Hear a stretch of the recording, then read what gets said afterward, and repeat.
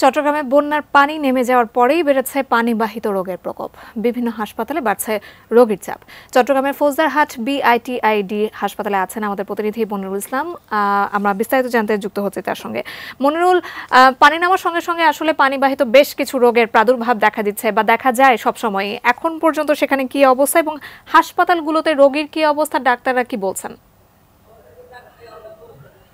প্রথমে জানিয়ে রাখি, চট্টগ্রামের যে হাসপাতালগুলো রয়েছে তার মধ্যে চট্টগ্রাম মেডিকেল এবং শিশু হাসপাতাল, এখন যেখানে রয়েছে ফৌজদারহাট বিআইটিআইডি হাসপাতাল, এই জেনারেল হাসপাতাল, এই হাসপাতালে প্রচুর রোগী পাওয়া যাচ্ছে এবং বিভিন্ন রকম রোগীর স্বজনদেরকে আমরা পাচ্ছি।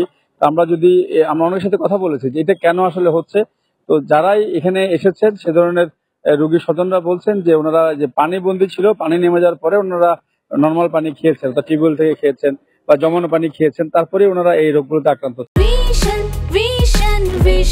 100% কপার কন্ডেন্সারে তৈরি ভিশন ফ্রিজ, তাই গুণে মানে অটুট থাকে বছরের পর বছর। ডাক্তাররা বলছেন প্রতিদিন ওনারা বিভিন্ন জায়গা থেকে রোগী পাচ্ছেন এবং ওনারা এই পর্যন্ত যাতে কোনো রোগী মারা যায়নি, তবে হাসপাতাল আসার পরে সুস্থ হয়ে অনেকেই ফেরত যাচ্ছেন। অর্থাৎ গড়ে একটি হাসপাতালে প্রতিদিন আউটডোরে 50 থেকে 100 জন রোগীর চিকিৎসা নিচ্ছেন। এর মধ্যে যাদের অবস্থা একটু বেশি খারাপ তাদেরকে ভিতর চিকিৎসা দেওয়া হচ্ছে।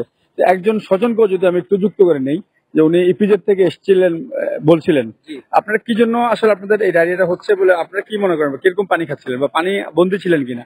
জি, আমরা পানি বন্দী ছিলাম। আমরা চট্টগ্রাম ফেরিবোট ছিলাম, ওইখানে পানি উঠছে। পানি ওঠার পর থেকে পানিটা হলো আমার ছেলেটা এখানে নর্মাল পানি খাওয়ার পর থেকে ইয়েটা হয়েছে, ডায়রিয়াটা হয়েছে।